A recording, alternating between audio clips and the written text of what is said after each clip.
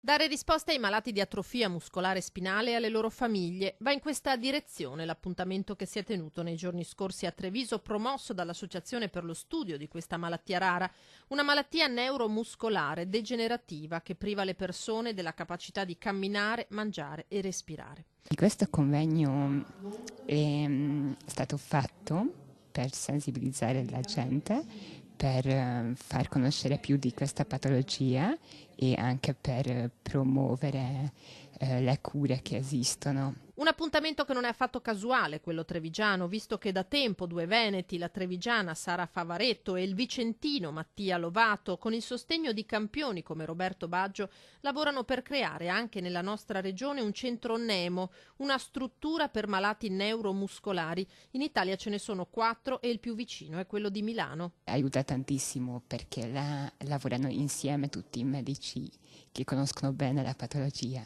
che è una cosa rara, perché può capitare che vai a un neurologo e non sa neanche di che cosa si tratta. Un'iniziativa appoggiata anche dall'Unione Italiana per la lotta alla distrofia muscolare. Creare un centro Nemo anche qui in questa zona che possa appunto tutti i ragazzi con patologie muscolari o neuromuscolari poter appunto avere un riferimento per progredire con la cura e per fare fisioterapia. Speriamo appunto di avere un posto per avere almeno 10 posti letto, quindi, e poi a rotazione, quindi comunque avere un centinaio di persone l'anno, di ragazzi disabili l'anno che possono appunto accedere a questo centro, andare subito a conoscenza anche magari di nuove cure, di nuove terapie per poter appunto aiutare il paziente a migliorare e a poter vivere tranquillamente. Le associazioni hanno già preso contatto con la regione per arrivare a questo obiettivo. Il governatore Zaia sta dando un grosso spiraglio per appunto aprire questo centro.